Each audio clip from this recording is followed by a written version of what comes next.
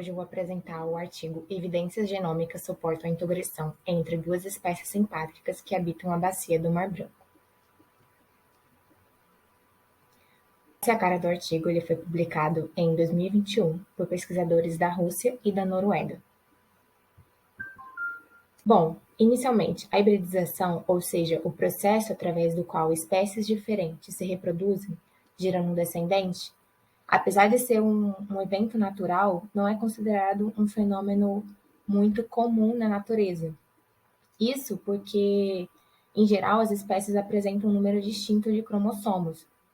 Esse processo leva, então, à destruição do isolamento reprodutivo e é participante em processos evolutivos como a especiação ou aquisição de novos traços. Foi demonstrado que 25% das espécies vegetais e mais de 10% dos animais de diferentes táxons apresentam traços de hibridização pelo isolamento reprodutivo entre progenitores e híbridos.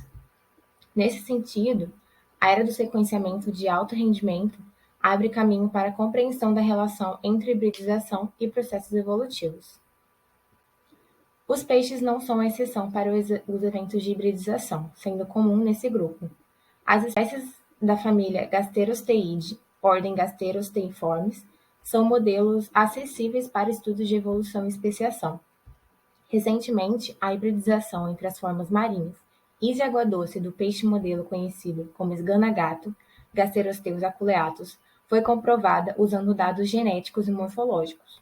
Os híbridos não são férteis, mas já foi descrito híbridos com retrocruzamento viável no gênero Pugintius, também dessa família. Bom, nesse estudo foi levantada então a hipótese da introgressão genômica entre duas espécies distintas de Gasterosteide, pertencentes a dois gêneros distintos, Pugintius e Gasterosteus. Isso se deu através da análise de elementos transponíveis e sequenciamento de DNA associado a sítios de restrição, o RADSEQ. Os elementos transponíveis são sequências de DNA que possuem a habilidade única de transpor por diferentes regiões do genoma.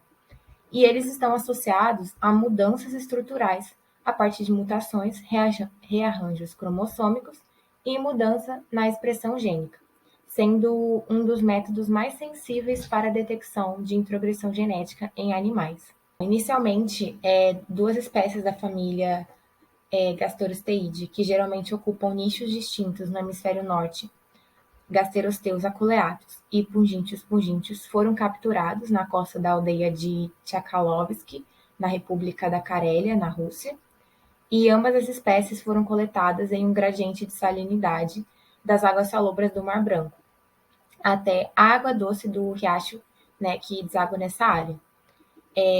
Aqui nós podemos ver na imagem, no ponto A, foi coletada apenas espécimes de Gasterosteus, né? E no ponto B foi coletada apenas os Pugintius, né, no caso, em um corpo de água doce. E em C, ambas as espécies foram coletadas. Ali elas coabitam, né, essa região do riacho que deságua no Mar Branco, próximo à zona de marés. Após isso, foi feita a validação fenotípica, né, in situ, a partir da contagem da nadadeira dorsal, e a nadadeira anal foi cortada e preservada em etanol 70% para as posteriores análises. Aqui na tabela abaixo nós podemos ver então essas amostras, né, o nome que eles deram a essas amostras das duas espécies e o local de coleta. Após foi feita a extração de DNA e avaliação dos elementos transponíveis. A extração foi feita pelo método fenolcloroforme, depois eles fizeram a quantificação, e os primers foram projetados para amplificar os fragmentos de elementos transponíveis específicos para giaculeatus. Então, eles não são cobertos por leituras de DNA de Pugintius. Então, esses primers eles poderiam amplificar apenas os elementos transponíveis de Gasterosteus e não de Pugintius. Como consequência, foram selecionados 12 elementos transponíveis, 5 transposões de RNA e 7 de DNA. Aí eles fizeram uma reação PCR e eletroforese em gel de agarose 1%. Logo após foi feito o sequenciamento RADSEQ. Esse sequenciamento funciona primeiro fragmentando o genoma-alvo usando uma enzima de restrição. Nesse caso, foram utilizadas essas duas nucleases. Após isso, foi feito o sequenciamento RAID.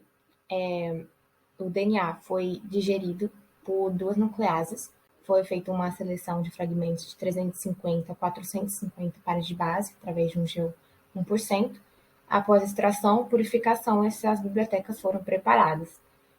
Os dados de sequência, eles são então analisados para identificar e pontuar variações genéticas nas amostras ou em uma população de interesse. O sequenciamento foi feito através da plataforma Illumina. As leituras foram mapeadas para Giaculeatus e Centrarchus labrax, que é o robalo europeu. E não para Pugíntios, porque essa espécie não tem um genoma disponível atualmente. Finalmente, foi feito o agrupamento de genótipos e análise de estrutura. Eles realizaram uma matriz de distância das amostras com base na dissimilaridade dos genótipos a partir do método Neighbor Join, utilizando o R. E também fizeram correlação entre ancestralidades de mistura e modelos de frequência de alelos. Através do método de estatísticas, eles avaliaram se um espécime exibia DNA de uma população distante. Agora vamos falar sobre os resultados. A figura 1 mostra o exemplo da eletroforese em gel de agarose para os losses selecionados. Em dois losses, TCL7 e HAT1, há bandas para esses elementos transponíveis específicos de gasterosteus em amostra de Pugíntios. A tabela 1 mostra o número de leituras Illumina produzidas e mapeadas para todas as amostras das duas espécies e o número e porcentagem de leituras mapeadas para o genoma de referência de Giaculeatus e de labrax, que é o robalo europeu. A figura 2 mostra a análise de agrupamento para as amostras de gasterosteus e Pugíntios, feito com base na análise de estrutura. A estrutura da amostra SH3 de Pugíntios confirmou o que foi visto anteriormente sobre a origem da mistura dessa espécie. Além disso, a amostra SH2 de gasterosteus, coletada no mesmo local da amostra SH3, também apresentou traços de hibridização em seu genoma. A tabela 3 mostra os resultados do teste de introgressão genômica utilizando o robalo europeu como grupo externo. A população 1 é composta por uma amostra de Giaculeatus e a população 2 e 3 composta por 2 e 3 amostras de P. pugíntios, respectivamente. Os valores positivos de 0,32 e 0,34 observados evidenciam um deslocamento da frequência alélica na direção da convergência da amostra SH3 de Pugíntios com uma amostra de gasterosteus, S3M1. O Z-score indica o nível de confiança desse resultado. O gráfico 3 foi construído a partir do teste de introgressão adicional baseado em modelos de ancestralidade, usando polimorfismos para estimar as relações históricas entre as populações. Os eventos de migração se dividem e vão das amostras de gasterosteus para a amostra SH3 de Pugíntios, bem como de Pugíntios para a amostra SH2 de gasterosteus. Bom, a hibridização é frequente entre peixes teleósteos, e esse fenômeno pode ter desempenhado um papel importante na evolução e na especiação desse grupo. Esse estudo foi capaz de confirmar a introgressão entre duas espécies de gêneros distintos, através da comparação entre frequências alélicas e da identificação de elementos transponíveis por PCR, que foram capazes de demonstrar eventos anteriores de hibridização. Os resultados de mistura desses elementos nas amostras testadas mostram que eles são marcadores muito interessantes de introgressão em peixes. Esse estudo mostrou que, usando o sequenciamento RAD como ferramenta, há uma forte relação entre os conjuntos de caracteres alélicos adaptativos do peixe de água doce P. pugíntios e seu parente de água salgada e salobra Giaculeatus, fruto de introgressão. Essa foi a referência do artigo utilizada, e muito obrigada pela atenção.